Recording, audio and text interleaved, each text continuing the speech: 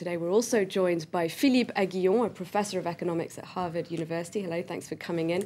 We'll be going to the discussion in just a moment. First, though, the latest on the markets, Owen. Yeah, all gone a bit flat, Claire, in the last half an hour. Having a good day's trade, weren't we, on the Asian markets? Just closing the Nikkei, that is, flat, basically, in the last few minutes. The rest of the Asian markets still trading. You can see the Shanghai Composite still in the red. Of course, big expectations ahead of the European markets opening this Wednesday, with the European Central Bank expected to extend a new long-term refinancing operation, giving European banks the chance to gorge once again, as they say, on lots of cheap credit.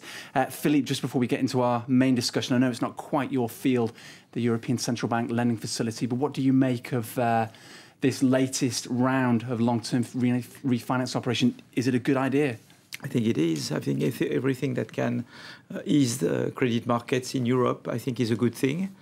Of course, I wish the European Central Bank could do what the Fed does in the US, which is to repurchase public debts. But that would, I think, give an extra boost.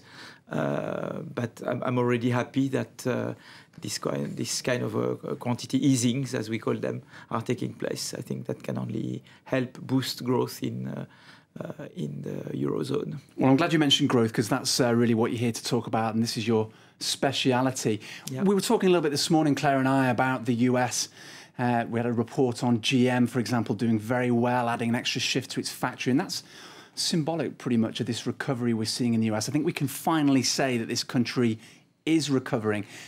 Why is it that the US always seems to recover faster and better than anyone else? If you look at the Eurozone growth forecast, they're nowhere near as impressive as they are for the US. What's the big difference here? I think there were two elements that helped, I think. One of them is that the Fed has much more leeway than the European Central Bank. He can repurchase debts, as we said, so he can really deploy all the monetary instruments, interest rates, quantity easings, so much better. So you can have a fully more what I would call a counter-cyclical monetary policy of easing and lower interest rate in recessions.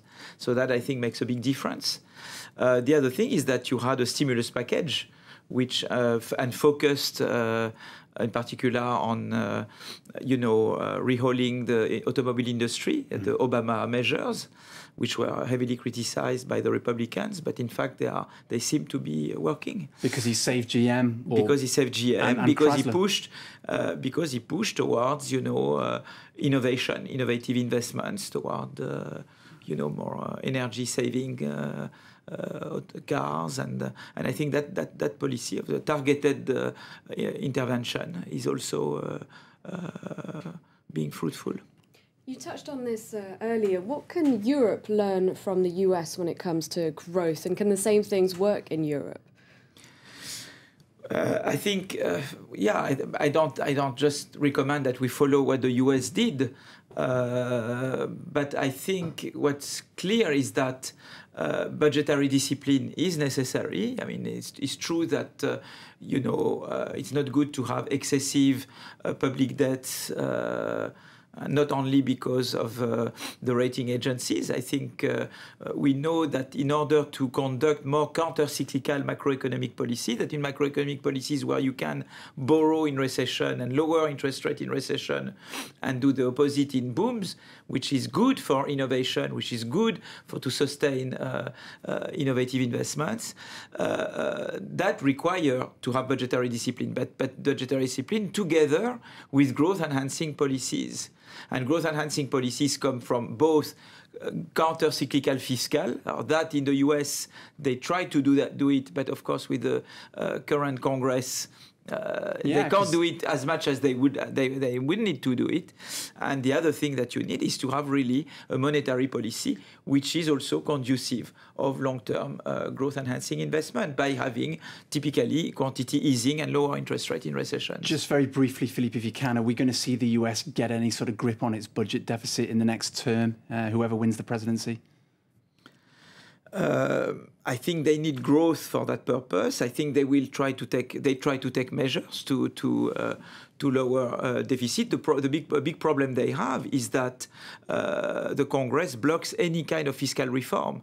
So there is so much you can do by reducing entitlements or reducing the spending, but I think you also need to increase the taxes. And the incredible thing in the US is that you have the very rich who say we would like to increase taxes, we would like to pay more for Buffett and other people, and that's the constraint they have. Okay.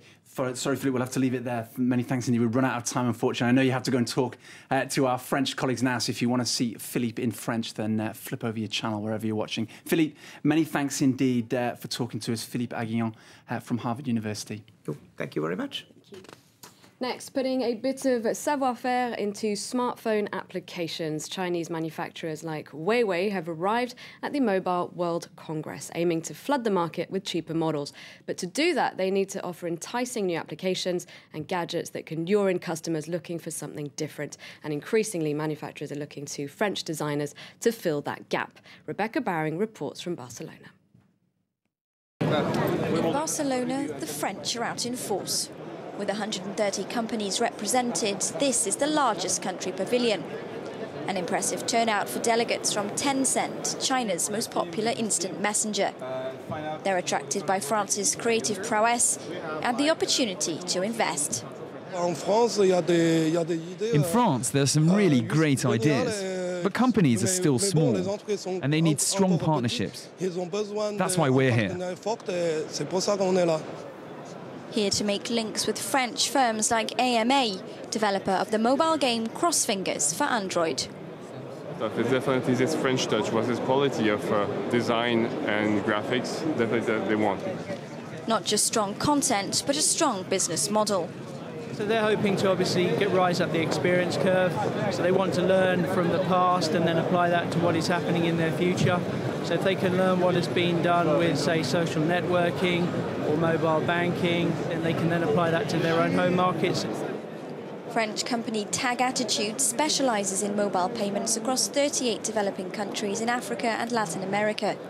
Their Tag Pay platform has just launched in Congo.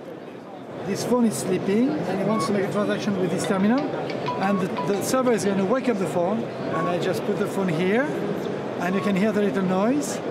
This is the noise, is the electronic signature that signed the transaction. Technology that emerging markets quickly cottoned onto. France has always been very innovative in payment systems. We are the origin of the smart card business, and the emerging countries are interested in the French companies for that reason. The question is whether France will repay the favour. About a third of French people say they've made some kind of mobile transaction, but it's far from a part of daily life. And that's it for business. Thanks very much, Owen. You're watching live from Paris, a reminder of the headlines. One step closer